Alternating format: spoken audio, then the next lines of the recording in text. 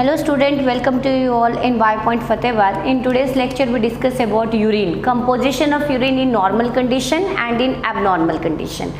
यदि हम यूरिन की बात करें तो यूरिन का कलर कैसा होता है, स्पेसिफिक ग्रेविटी क्या होती है, यूरिन की मेजर कंपोजिशन क्या है, केमिकल कंपोजिशन क्या है, इसके बारे में आज के लेक्चर में डिस्कस करेंगे. इन प्रीवियस लेक्चर भी discuss about the formation of urine कि यूरिन कैसे बनता है, मेजर 3 स्टेप्स होप सो आपको क्लियर होंगे यूरोपोइसिस के, that is ultra filtration, tubular selective reabsorption and tubular secretion.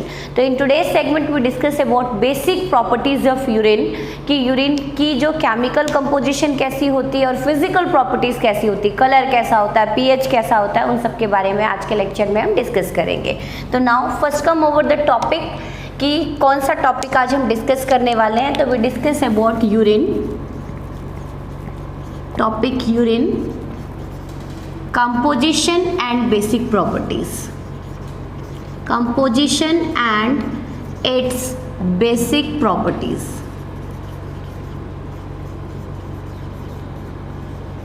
यदि हम डेली यूरिन आउटफ्लो की बात करें तो we excrete just 1.5 to 1.8 litre urine per day. तो उसके अंदर मेनली क्या क्या चीज़ें रिलीज होती हैं, कलर कैसा होता है, उसके बारे में पढ़ेंगे. तो before going over the different basic properties of urine, first come over the chemical composition of urine. Urine के अंदर मेनली क्या क्या चीज़ें प्रेजेंट हैं after ultra filtration, tubular reabsorption and tubular secretion. तो now come over the chemical composition of urine. Chemical composition of urine. तो urine mainly consist of water, approximate 95 to 96% water. Urine mainly consist of water, 95% water, 2% salt,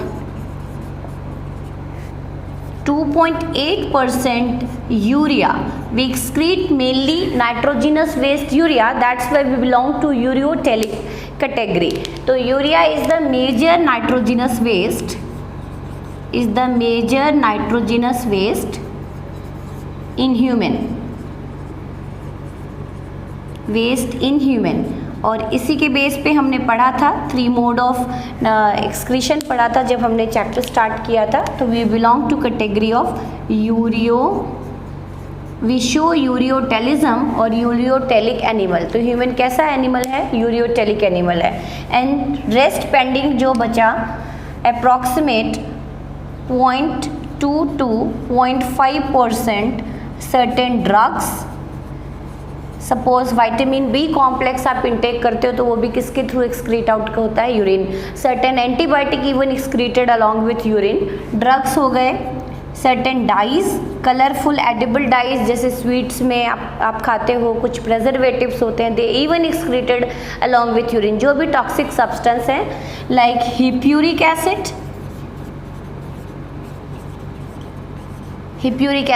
with 0 threshold limit जिसकी हमने पढ़ी थी, non threshold substance बोलते हैं इनको, which is 100% excreted along with urine. Hippuric acid, water soluble vitamins, कुछ vitamins use हो जाते हैं and rest water soluble vitamins excreted along with urine which include vitamin B complex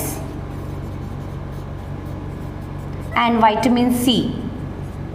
Because fat soluble vitamin remain deposited in body, whereas excess water soluble vitamins are excreted along with urine.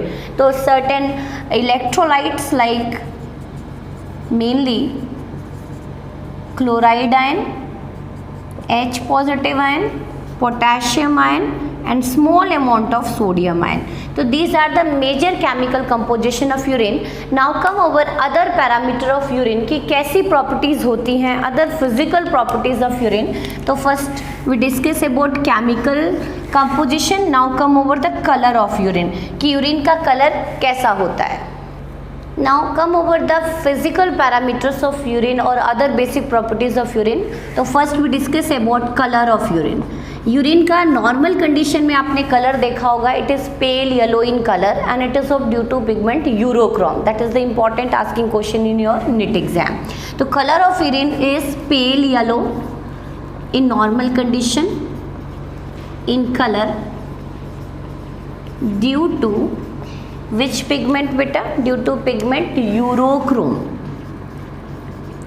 तो आपसे पूछा जाए कि urine को जो straw pale yellow colour और yellow colour जो provide करता है वो कौन से पिगमेंट प्रोवाइड करते हैं? Urochrome. Due to urochrome pigment which is the degraded product of haemoglobin. Degraded product of haemoglobin. तो जिनकी बॉडी में बहुत ग्रेट हीमोग्लोबिन की डिस्ट्रक्शन हो रही है, यूरोक्रोम भी क्या प्रोड्यूस होंगे? लार्ज अमाउंट में. लेटर ऑन डिस्कस करेंगे abnormal condition. First of all we discuss about normal composition of urine. तो डिग्रेडेड प्रोडक्ट ऑफ हीमोग्लोबिन, तो normally the level of urochrome pigment is very low. Is very low, but in certain disease like malaria in which great destruction of RBC take place and the level of urochrome increases beyond a limit. तो जो urine का colour है it become darker and darker, तो उस condition में urochrome का level high होता है. Otherwise pale yellow colour is major provided urochrome along with bile pigment. Even along with this other bile pigments like urobilin,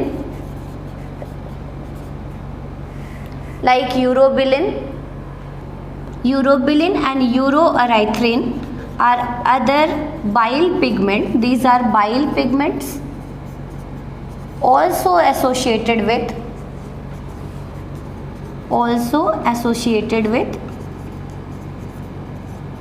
pale yellow color of urine. Yellow color of urine.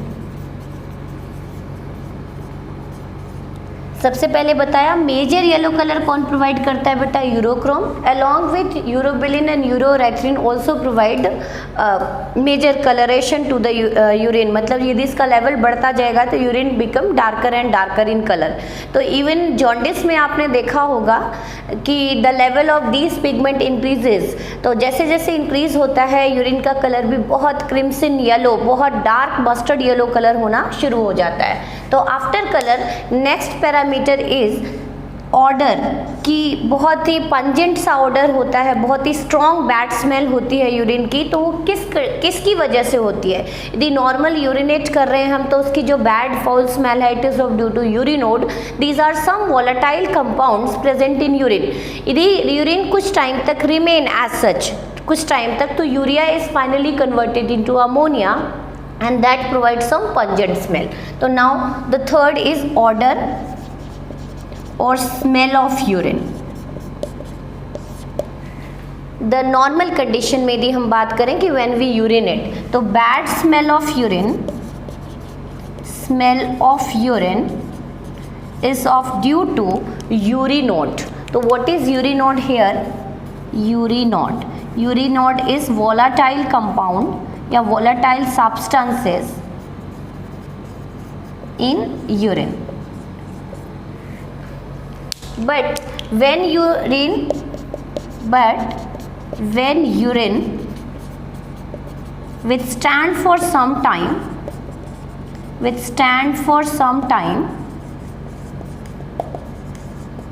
it produce very foul or very bad or pungent smell, and it is of due to ammonia, because urea is on withstanding convert into ammonia. तो it is of due to ammonia. तो आपसे normally यदि पूछा जाए कि urine की bad smell किस वजह से होती है तो it is of due to urinod. These are volatile compound present in our urine whereas when urine remain for a longer time or withstand for longer time, it produce very pungent smell, बहुत ही bad smell produce होती है, and it is of due to ammonia because urea is finally transformed into ammonia. Now come over the fourth parameter of urine, that is measure pH, कि कितना होता है normally. यदि हम pH of urine की बात करें, pH of urine is normally 6। कितना होता है? Slightly acidic, and it is maintained by buffer system. It is slightly acidic in normal condition, slightly acidic in normal condition, and it is maintained by buffer system. It is maintained by buffer system. This is the important parameter to study the urine. वैसे कुछ feeding habit हैं या कुछ हम pathological condition कहते हैं जिसमें pH क्या करती है, वेरी। तो यदि हम वाइड रेंज पीएच की बात करें यूरिन की, तो it is come across 4.5 to 8.5. This is the normal range of urine pH, but in normal condition यदि हम बिल्कुल एग्जैक्ट पीएच की बात करें तो कंपेरेबल 6 के राउंड रहता है। यदि इससे बियॉन्ड फ्लक्चुएशन होती है, यदि 4 से नीचे जा रहा है तो हाईली एसिडिक, या 8.5 जा रहा है तो highly alkaline, that indicate some pathological condition और disturbances in the body. Now the fifth parameter of urine is specific gravity और density. In case of liquid, we use term specific gravity instead of density. In solid substance, we use term density. The specific gravity of urine normally is 0.02 to 0.05. 1.02 to 1.05, that is slightly more than the water.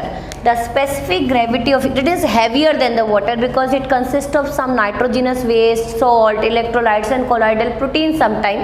So its density or gravity is slightly more than the water. Its gravity is slightly more than the water. तो यदि हम normal बात करें तो urine is normally denser as compare to water. Now the sixth parameter that is tonicity and concentration. Water और urine को compare करें तो urine is comparatively hypertonic in normal condition. आपने पढ़ा है ट्यूबुलर रीअब्जॉर्प्शन में कि PCT undergo electrolyte reabsorption, loop of Henle's respectively undergo water and salt reabsorption, DCT also undergo salt reabsorption, and collecting duct ultimately participate in water reabsorption under the influence of ADH. Instead of it, the urine is hypertonic. But when we increase water intake, कि यदि हम बहुत ज़्यादा पानी पीते हैं, water intake बढ़ जाता है, then we pass out dilute urine, that is hypotonic. But the tonicity of urine is normally hypertonic. So next write down tonicity or concentration of urine. तो in normal condition urine is hypertonic. Normally urine is hypertonic. Normally urine is hypertonic. But when we increase water intake और fluid intake, कोई भी fluid intake हम पढ़ा रहे हैं, तो उस केस में urine become hypotonic, diluted, means diluted when we increase water intake. तो these are the some parameter. Now come over another some parameters की किस तरह के अदर प्रॉपर्टीज नोटिस की गई है नॉर्मल यूरिन में. Now come over the last parameter of urine, that is volume of urine, कि हम डेली यूरिन आउटफ्लो कितना होता है. तो यदि हम डेली यूरिन आउटफ्लो की बात करें तो it is approximate outflow in healthy person, in healthy adult is 1.5 to 1.8 liter. This is the daily urine outflow in healthy adult, but its volume increases or decreases in certain condition. And what are the reason behind कि किस case में urine outflow घटता है बढ़ता है? तो it totally depend over mainly water consumption, that is fluid consumption. तो what are the reason? तो now come over the reason behind fluctuation in daily urine output. Daily urine output में fluctuation किस किस की वजह से आती है बेटा? The first reason is fluid intake और वाटर इनटेक. फ्लूइड और वाटर इनटेक कि when we increase water intake, fluid intake, juice intake, coconut water intake, कुछ भी बढ़ाते हैं तो यूरिन आउटफ्लो, यूरिन वॉल्यूम क्या होता है? बढ़ता है. तो fluid water intake is directly proportional to urine volume. Means increase in fluid intake, increase in fluid intake,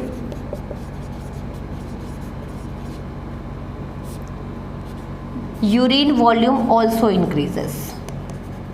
तो जितना ज़्यादा हम वाटर इनटेक करेंगे तो उस टाइम पे यूरिन का वॉल्यूम भी क्या होता है? बढ़ता है, क्योंकि एक लिमिट तक ही सब्सटेंस की रीएब्जॉर्प्शन होती है.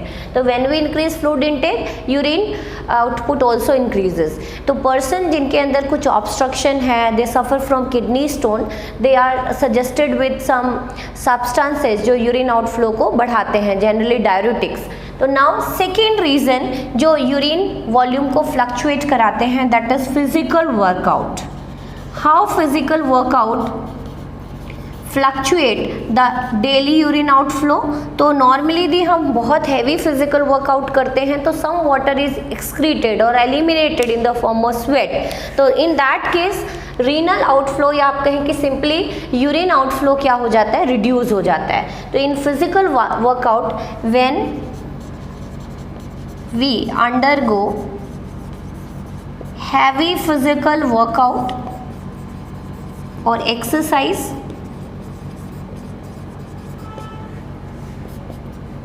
water is excreted or eliminated in the form of sweat. Hence urine outflow volume decrease. Also ये पॉइंट आपको क्लियर होगा. Fluid water intake when increase, urine volume also increases.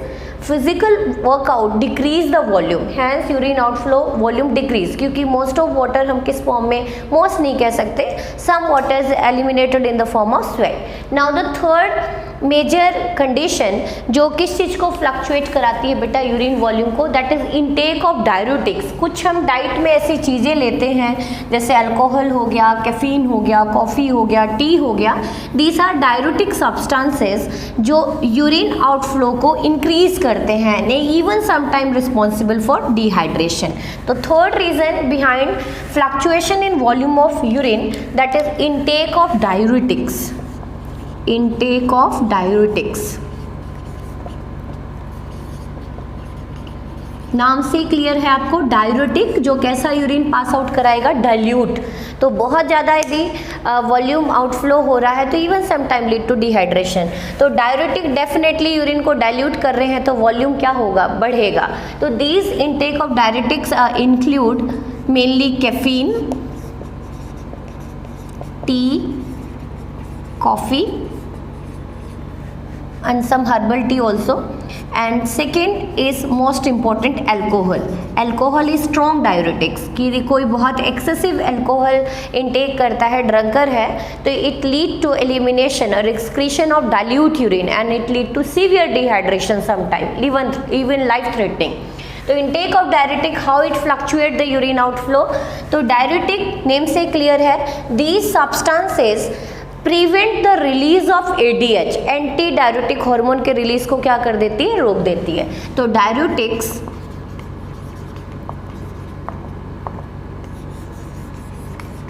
Prevent the release of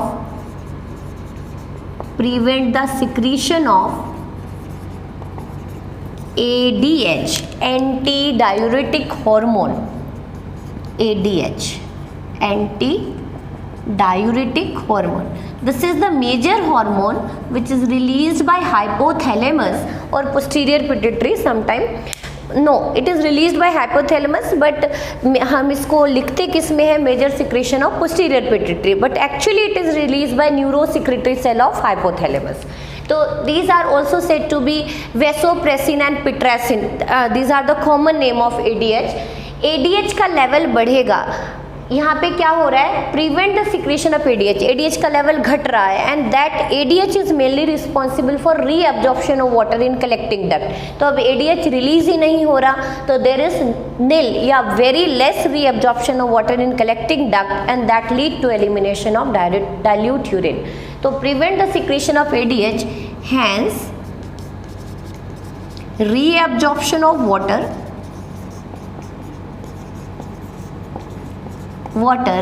in DCT and collecting duct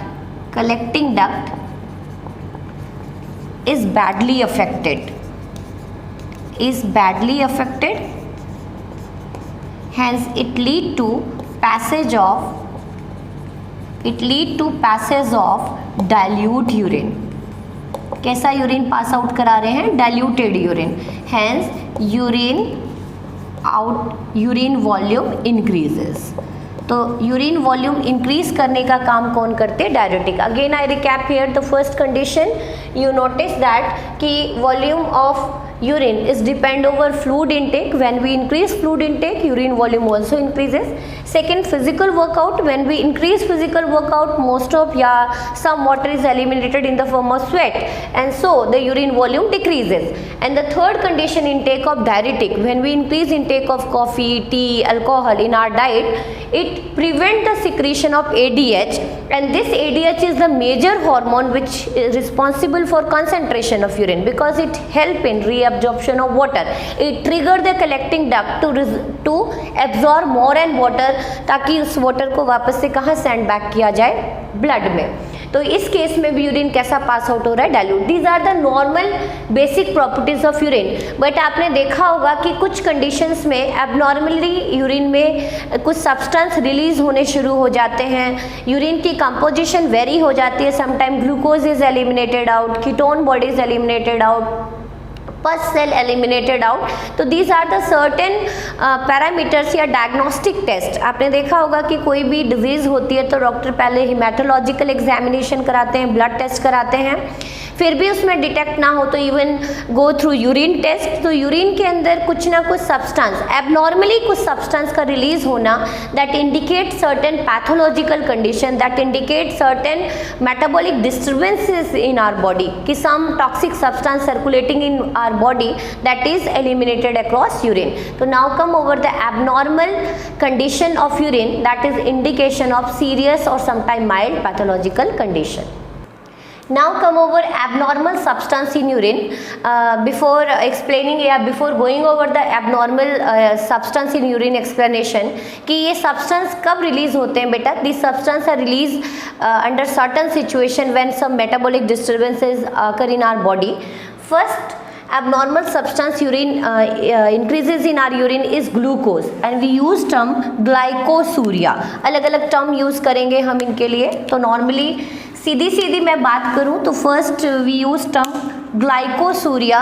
नाम से clear हो रहा होगा आपको, that is excretion of glucose along with urine. Glycosuria, that is excretion of glucose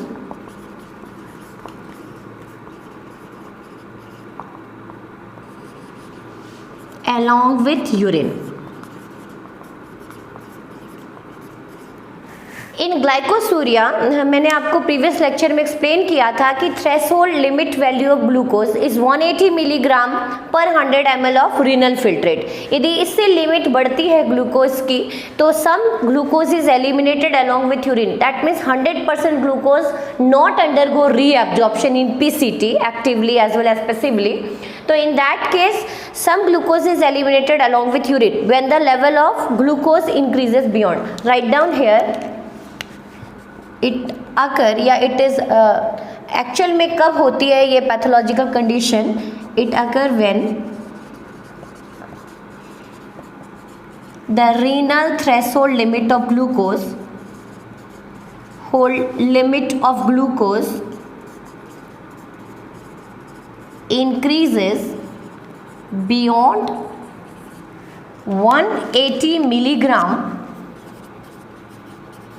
per 100 ml of renal filtrate. यदि इससे ज़्यादा glucose का अमाउंट बढ़ता है रीनल फिल्ट्रेट में, then 100% glucose not get reabsorbed and certain amount of glucose is eliminated out. And the glycosuria condition is generally noticed in which disease? Diabetes mellitus. It is noticed in diabetes mellitus, or simply you can call sugar or diabetes. That is due to low secretion of insulin via beta cell of pancreas. Now the second condition is ketonuria. That is ketone body, and even the pH of urine decreases. Ketonuria means excretion or elimination of ketone bodies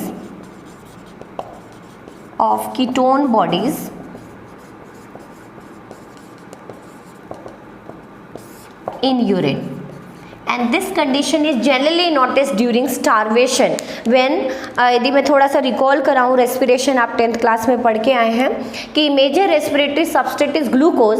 if glucose get exhausted, या जब cell के पास glucose की supply नहीं हो पाती, then fat undergo oxidation to produce energy. That here fat behave as a oxidative substrate to generate energy.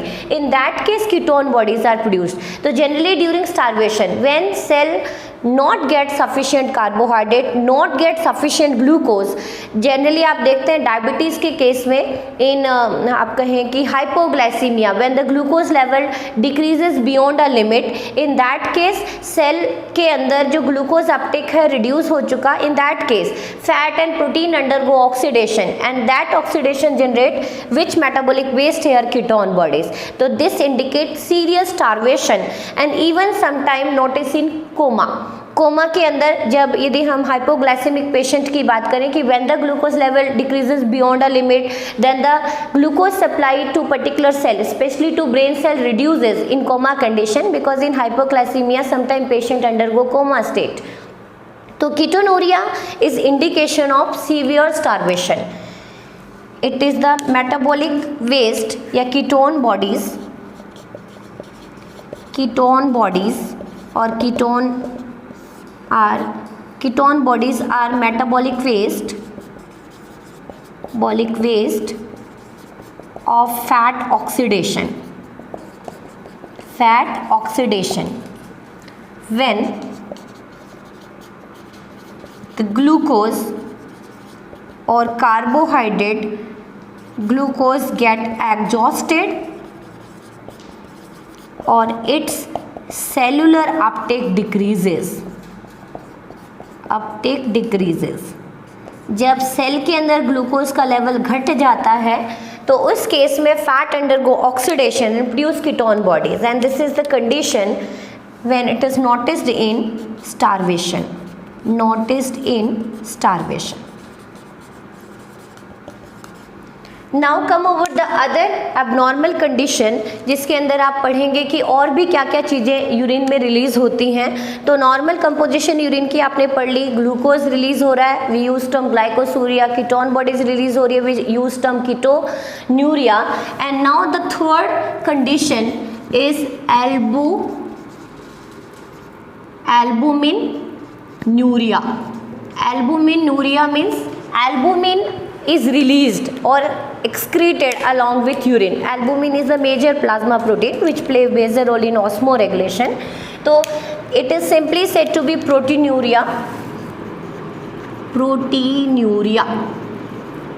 Urine में क्या release हो रहा है बेटा? Protein.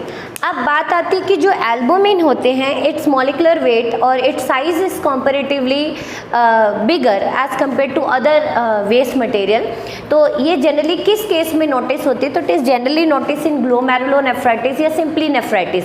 When the slit pore size increases beyond a limit, then along with excretory waste, sometime albumin from blood plasma is excreted and pass out into renal filtrate। जो हमने basement membrane पढ़ी थी, वहाँ पे हम पे स्लिट पोर्स पढ़े थे, तो उसका साइज बढ़ जाता है and that is arise due to inflammation in glomerulus and in Bowman capsule. तो एल्बुमिनुरिया मीन्स एलिमिनेशन और release of albumin protein across urine, and this condition albuminuria indicate nephritis or simply glomerulonephritis. This is a primary symptoms of kidney failure। यदि urine में protein pass out हो रहा है, that means pore size और slit pore size increases in our kidney. Nephritis indicate nephritis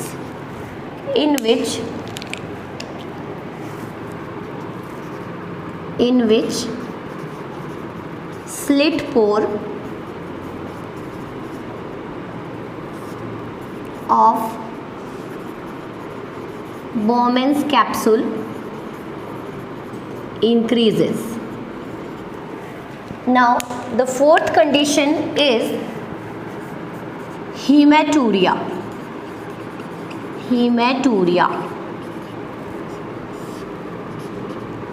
Hematuria means release of RBC। Hemato word हम किसके लिए use करते हैं? Blood. That is excretion of या elimination of blood, specially RBC in urine। This again indicates certain UTI, urinary tract infection, and sometimes severe मतलब कुछ serious cases भी कह सकते हैं, जैसे अल्सर हो गया, कैंसर हो गया, अलग cases indicate. And again it indicate kidney failure, क्योंकि ये इतने बड़े कॉर्पोसेल्स हैं। If it is passes along with renal filtrate, that means pore size क्या हो चुके हैं? बढ़ चुके हैं। हीमेटूरिया, haemoglobinuria,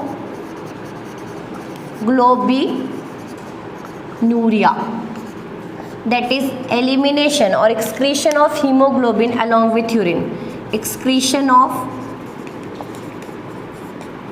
hemoglobin along with urine,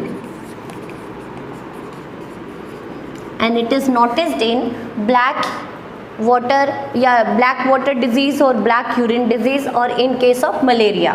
तो हीमोग्लोबिनूरिया, जिसमें हीमोग्लोबिन बिकॉज प्रोटोजोन, जो मलेरिया फेल्सीपेरम की बात करें तो malaria is caused by different type of parameciums, आप कह बहुत सारे प्रोटोजोन्स होते हैं, जैसे बहुत सारे मॉस्किटो ट्रांसमिट करते हैं, लेकिन बहुत सारे जैसे फेल्सीपेरम है, वाइवेक्स है, बहुत सारे टाइप के जो पैरामीशियम्स हैं, प्रोटोजोन्स हैं वो मलेरिया कॉज करते हैं, जो डिस्ट्रक्शन लीड करते हैं हीमोग्लोबिन की।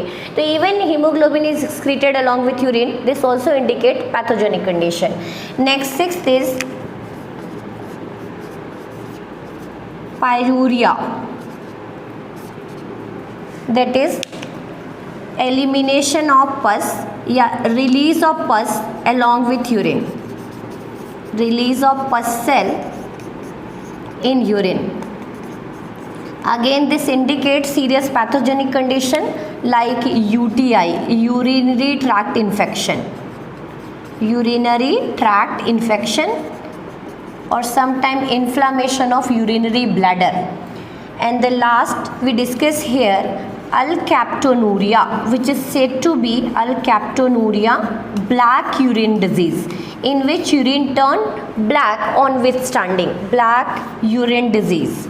कि नॉर्मली यदि आप यूरिन को कुछ टाइम के लिए छोड़ते हो तो it remain yellow, but in case of certain genetic disorder that is metabolic inborn metabolic disorder जिसके अंदर कुछ एंजाइम्स नहीं बन पाते और अल्कैप्टोन स्टार्ट डिपॉजिटिंग और रिलीज अलोंग विथ यूरिन, तो उस केस में आप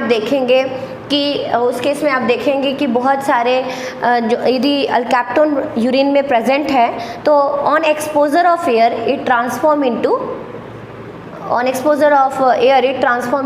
black color. So on withstanding urine become blacker and blacker. Alkaptonuria is a genetic disorder or it is simply said to be inborn metabolic disorder.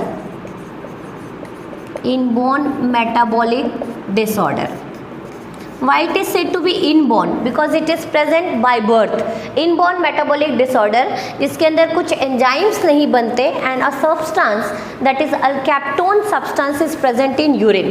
तो here in alkaptonuria, alkaptone substance released in urine on withstanding that is exposure of air, it get oxidized and transformed into black colored compound.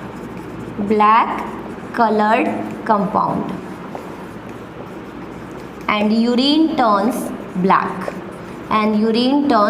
black. That's why this disease is said to be black urine disease that we discuss in class 12 genetics chapter में हम discuss करेंगे. Alkaptonuria is genetic disorder. Now come over some important terms related to urine, that is the some important question which are asked in your NEET exam. तो थोड़ा सा इसके ऊपर focus कर लीजिए, फटाफट से टर्म पढ़ेंगे हम. ओलिगोयूरिया मीन्स लो या लेस सिक्रीशन ऑफ या एलिमिनेशन और लेस एक्सक्रीशन ऑफ यूरिन. यदि कोई पर्सन यूरिन लेस एक्सक्रीट कर रहा है that means the condition is said to be that physiological condition is said to be oliguria. Anuria means no excretion of urine. Anuria मतलब जब person urinate नहीं कर पा रहा, fail to urinate, not able to urinate, the condition is said to be anuria. Polyuria when release बहुत ज़्यादा urine pass out कर रहा है, जैसे मैंने आपको बताया कि यदि हम डाययूरेटिक इंटेक बढ़ा देते हैं, यदि हम बहुत ज़्यादा कैफीन लेते हैं, बहुत ज़्यादा अल्कोहल लेते हैं, तो उन केस में डाइल्यूट यूरिन पास आउट मतलब नॉर्मल यदि हेल्दी पर्सन की बात करें तो वो 6 to 8 time urine pass out करता है पर डे. बिल्कुल हेल्दी एडल्ट की बात कर रही हूँ. यदि आप फ्लूइड इंटेक बढ़ा रहे हो तो it increases up to 10 to 12 times per day. लेकिन यदि इससे भी ज़्यादा वो यूरिन पास आउट कर रहा है then we use term polyuria, that is excess excretion of urine. Next uraemia.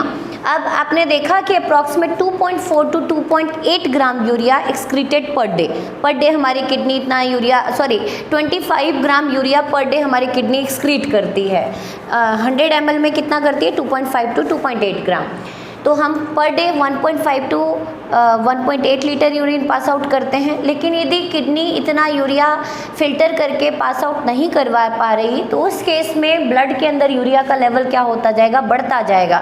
Then we need haemodialysis, जिसको आप डायलिसिस बोलते हो या आर्टिफिशियल किडनी बोलते हैं जिसको. तो यूरीमिया मीन्स एक्सेस और increase in level or concentration of urea in blood. This condition indicate heavy intake of protein diet या फिर इंडिकेट किडनी फेलियर कि यदि हमारी kidney per day urea properly नहीं एक्सक्रीट करा पा रही then we need haemodialysis. Uraemia. Dialysis means formation of excess urine via kidney. यदि हमारी किडनी में वाटर की प्रॉपर रीअब्जॉर्प्शन नहीं हो रही तो किडनी बहुत ज़्यादा अमाउंट में यूरिन पास आउट कर रही है and that condition is said to be dialysis. Next dysuria. Dysuria means painful micturition. Means that is we feel pain during urination. जब हम यूरिन पास आउट करते हैं तो उस केस में यदि कुछ पेन अराइज हो रही है देन वी यूज़ डायसूरिया। तो these are certain conditions. Again oliguria जिसमें हम लेस एक्सक्रीशन हो रही है यूरिन की, लेस एलिमिनेशन हो रही है यूरिन की। एनूरिया जिसमें बिल्कुल भी यूरिन पास आउट नहीं कर रहा पर्सन। पॉलीयूरिया जब बहुत ज़्यादा यूरिन पास कर रहा है, generally notice in diabetic patient. Uraemia generally arise in kidney failure and sometime even when we increase protein intake beyond a limit. तो उस केस में यूरिया का लेवल अपने ब्लड में बढ़ता है and that condition is said to be uraemia. Diuresis when kidney produce large amount of comparatively normal condition से ज़्यादा यूरिन पास आउट कर रही है, बना रही है sorry. And dysuria painful micturition. एक क्वेश्चन और नीट में आता है बेटा, आप लोगों ने किडनी में यूरिन फॉर्मेशन तो पढ़ ली कि यूरिया का लेवल हमारी बॉडी में सबसे ज़्यादा कहाँ पे होता है, तो it is maximally found in hepatic vein, क्योंकि the site of formation of urea is liver. तो यूरिया लिवर से जो बाहर लेके आ रहा है वो कौन सी वेन लेके आ रही है, hepatic vein. Hence the concentration of urea is maximum in the blood of hepatic vein and low in renal vein, क्योंकि जो भी फिल्टर होके यूरिया एलिमिनेट हो गया, फिर जो ब्लड बाहर जा रहा है रीनल वेन से वो यूरिया फ्री है या कहें कि उसमें list amount of urea present है। तो you can write down here high concentration of urea found in the blood of hepatic vein. Why it is found maximum in hepatic vein? Because liver is the site of formation of urea and the urea is bring to central circulation via hepatic vein. And low concentration of urea found in blood of renal vein, that is the filtered blood, जो blood filtered होके आए। तो hope so आपको parameters of urine clear होंगे। In next section we discuss about urine outflow, how urine is conducted from kidney to urethra and how micturition take place. Thank you so much.